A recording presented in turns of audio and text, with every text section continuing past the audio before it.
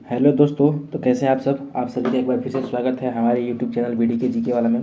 दोस्तों आज का जो सेट है बिहार विद्युत विभाग के लिए महत्वपूर्ण होने वाला है, तो सभी क्वेश्चन को ध्यानपूर्वक देखें और चैनल पर पहली बार आए तो प्लीज़ चैनल को सब्सक्राइब करके बेल आइकन को जरूर दबाएं और वीडियो अच्छी लगी तो एक लाइक जरूर करें। चलिए स्टार्ट करते हैं।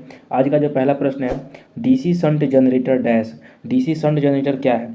स्व उत्तेजित होता है, श्रेणी उत्तेजित होता है, शंट उत्तेजित होता है या पृथक उत्तेजित होता है? तो दोस्तों इसका जो सही जवाब हो जाएगा वो हो जाएगा ऑप्शन नंबर डी, पृथक उत्तेजित होता है। ऑप्शन नंबर डी जो है इसका सही जवाब हो जाएगा।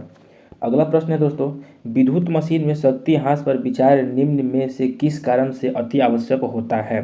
तो दोस्तों इसका जो सही जवाब हो जाएगा वो हो जाएगा ऑप्शन नंबर डी, सभी विकल्प सही, यानी कि संचालन की लागत पर होता है, तापमान वृद्धि पर होता है, वोल्टापात पर होता है, यानी कि सभी पर होता है। ऑप्शन नंबर डी जो है वो इसका सही जवाब हो जाएगा। अगला प्रश्न है दोस्तों, डीसी शंट मशीन में आर्मेचर एमएमएफ का तरंग आकार वेव फॉर्म कैसा होता है? तो दोस्तों इसका जो सही जवाब हो जाएगा वो हो जाएगा ऑप्शन नंबर सी, त्रिभुजाकार होता है। ऑप्शन नंबर सी जो है इसका सही जवाब हो जाएगा। अगला प्रश्न है दोस्तों, आर्मेचर प्रतिक्रिया प्रभाव किसमें अधिक होता है? क्षेत्र दुर्बलन पद्धति में, आर्मेचर प्रतिरोध नियंत्रण में, दोनों पद्धति में समान होता है या सभी विकल्प सही हैं? तो दोस्तों इसका जो सही जवाब हो जाएगा वो हो जाएगा जो है ऑप्शन नंबर ए, इसका सही जवाब हो जाएगा क्षेत्र दुर्बलन पद्धति में होता है, यानी कि फील्ड विकलिंग मेथड में होता है। ऑप्शन नंबर ए जो है इसका सही जवाब हो जाएगा। ठीक है। अगला प्रश्न है दोस्तों, अगला प्रश्न है, निम्न में से किस प्रकार के जनरेटर में 0% रेगुलेशन होता है, यानी कि नियमन होता है, यानी कि रेगुलेशन सबसे कम किस में होता है? तो दोस्तों इसका जो सही जवाब हो जाएगा वो हो जाएगा ऑप्शन नंबर डी, यानी कि फ्लैट कंपाउंड में जो होता है वो रेगुलेशन सबसे कम होता है। ऑप्शन नंबर डी जो है वो सही जवाब हो जाएगा। समतल कंपाउंड, फ्लैट कंपाउंड में कम होता है। ठीक है। अगला प्रश्न है, डीसी जनरेटर में भंवर धारा हानि नहीं होती है लेकिन, एक सेकेंड, डीसी जनरेटर में भंवर धारा हानि नहीं होती है लेकिन इसका लौह हानि होती है, घर्षण हानि होती है, वायु ताम्र हानि होती है, सॉरी वायु घर्षण हानि होती है या ताम्र हानि होती है? तो दोस्तों इसका जो सही जवाब हो जाएगा ऑप्शन नंबर ए, लौह हानि को ही हम मतलब लौह हानि में ही भंवर धारा हानि होती है। ऑप्शन नंबर ए जो है इसका सही जवाब हो जाएगा। अगला प्रश्न है दोस्तों, आर्मेचर कोर में उपयोग होने वाले चुंबकीय पदार्थ निम्नलिखित में से कौन सा गुण होना चाहिए?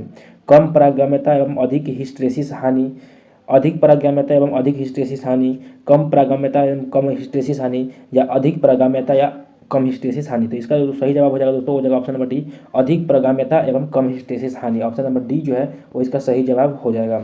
अगला प्रश्न है दोस्तों, यदि एक डीसी जनरेटर में क्षेत्र में एसी वोल्टेज लागू किया जाता है तो डीसी जनरेटर का आउटपुट क्या होगा?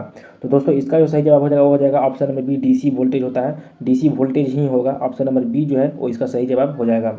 अगला प्रश्न है दोस्तों, डीसी जनरेटर में ब्रश के जल्दी ही खराब होने के कारण हो सकता है, यानी क्यों जल्दी खराब हो जाता है? तीव्र स्पार्किंग, उबलन खबलन, दिक परिवर्तन, सतह अपर्याप्त संयोजन, या उपरोक्त कोई भी? तो दोस्तों इसका सही जवाब हो जाएगा ऑप्शन नंबर डी, उपरोक्त में से कोई भी कारण होगा तो जल्दी ही खराब हो जाएगा ब्रश। ऑप्शन नंबर डी जो है इसका सही जवाब हो जाएगा। अगला प्रश्न है दोस्तों, डीसी जनरेटर में निम्न में सभी लौह क्षति के कारण हो सकता है सिवाय? तो इसका जो सही जवाब हो जाएगा दोस्तों वो हो जाएगा, एक सेकेंड, इसका जो सही जवाब हो जाएगा दोस्तों ऑप्शन नंबर सी सही जवाब हो जाएगा, सिरे के वोल्टेज में बढ़ाव।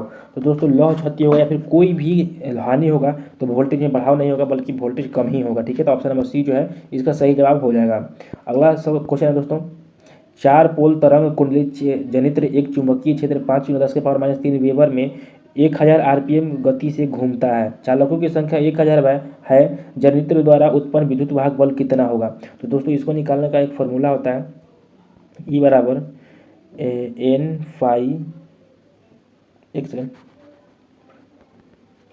ई बराबर फाई जेड एन बटा पी बटा 60A। इस पर आप सॉल्व कीजिएगा तो इसका जो आंसर आएगा वो आएगा 166.6 वोल्ट। ऑप्शन नंबर ए जो है इसका सही जवाब हो जाएगा। ठीक है। अगला प्रश्न है दोस्तों, अगला प्रश्न है, एक डीसी मशीन हेतु निम्नलिखित में से कौन सी गति नियंत्रण विधि एक नियत बलागुण ड्राइव नहीं है? तो दोस्तों इसका जो सही जवाब हो जाएगा, पहला ऑप्शन है आर्मेचर वोल्टेज नियंत्रण, तो ये तो होता है।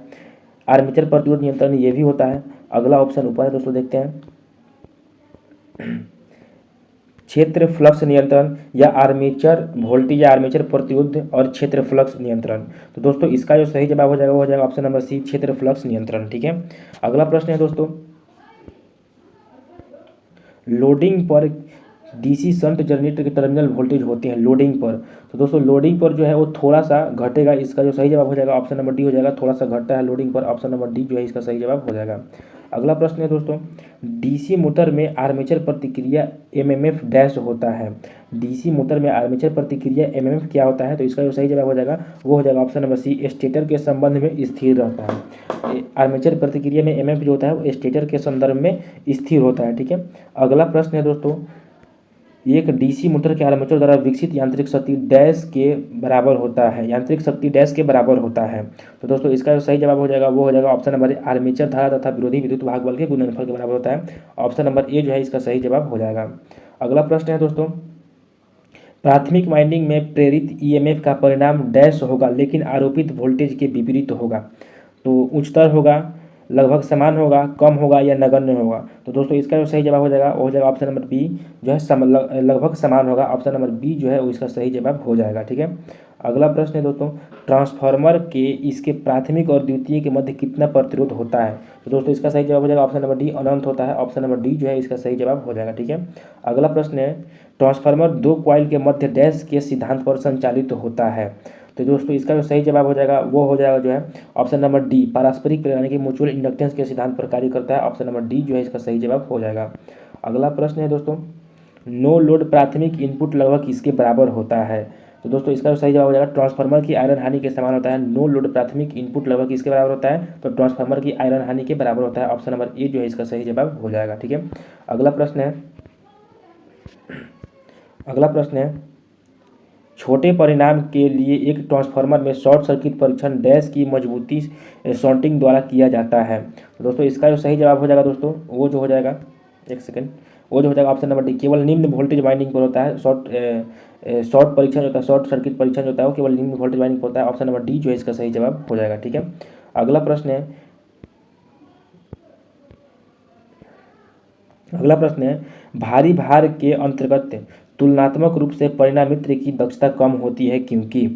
तो पहला ऑप्शन है, प्राइमरी और सेकेंडरी दोनों में वोल्टेज ड्रॉप बहुत ज़्यादा होता है, प्राइमरी इनपुट की तुलना में सेकेंडरी इनपुट बहुत कम होता है, आउटपुट के अनुपात में कॉपर लॉस बहुत अधिक होता है, या आयरन लॉस बहुत ज़्यादा बढ़ जाता है। तो दोस्तों इसका जो सही जवाब हो जाएगा वो हो जाएगा ऑप्शन नंबर सी, आउटपुट के अनुपात में कॉपर लॉस बहुत अधिक होता है।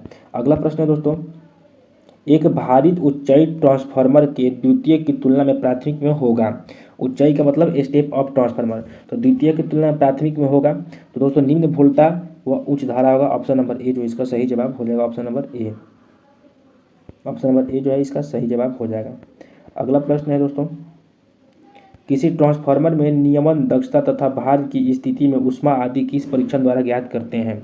तो इसका जो सही जवाब हो जाएगा दोस्तों हो जाएगा option number back to back परीक्षण द्वारा हम ज्ञात करते हैं। ऑप्शन नंबर बी जो है वो इसका सही जवाब हो जाएगा। ठीक है। अगला प्रश्न है, एसी वेल्डिंग ट्रांसफार्मर का प्रकार है। एसी वेल्डिंग ट्रांसफार्मर का प्रकार जो है इसका सही जवाब हो जाएगा option number C, step down होता है, क्योंकि स्टेप डाउन में वोल्टेज कम हो जाता है सेकेंडरी में और करंट ज़्यादा होता है और बिल्डिंग के लिए करंट ज़्यादा चाहिए होता है। तो ऑप्शन नंबर सी जो है वो इसका सही जवाब हो जाएगा। अगला प्रश्न है, यदि किसी ट्रांसफार्मर के कोर में फ्लक्स घनत्व को बढ़ाए तो क्या होगा? तो दोस्तों इसका सही जवाब है ट्रांसफार्मर का साइज कम हो जाता है। ऑप्शन नंबर सी जो है इसका सही जवाब हो जाएगा। ऑप्शन नंबर सी और इसका सही जवाब हो जाएगा। अगला प्रश्न है दोस्तों,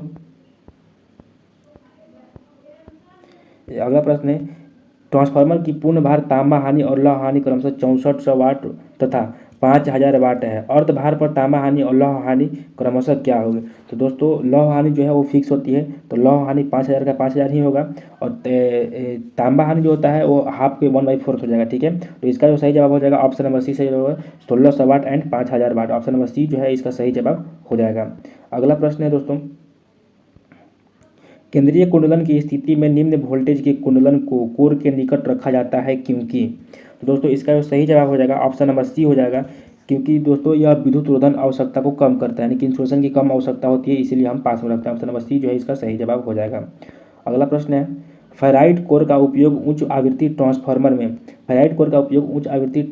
किया जाता है क्योंकि इसके पास जो है तो उच्च प्रतिरोध होता है। ऑप्शन नंबर डी जो है इसका सही जवाब हो जाएगा, उच्च प्रतिरोध होता है।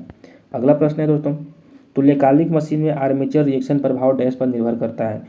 भार यानी कि लोड पर भार लोड पर, शक्ति का पावर फैक्टर पर, मशीन की गति पर, या भार धारा और पावर फैक्टर दोनों पर। तो दोस्तों इसका सही जवाब हो जाएगा ऑप्शन नंबर डी हो जाएगा, यानी कि लोड करंट और लोड के पावर फैक्टर पर। दोस्तों आपको वीडियो कैसे लगी कमेंट में जरूर बताएं, और चैनल पर पहली बार आए तो प्लीज़ चैनल को सब्सक्राइब करके बेल आइकन को जरूर दबा लें और वीडियो को एक लाइक जरूर करें। तब तक के लिए धन्यवाद।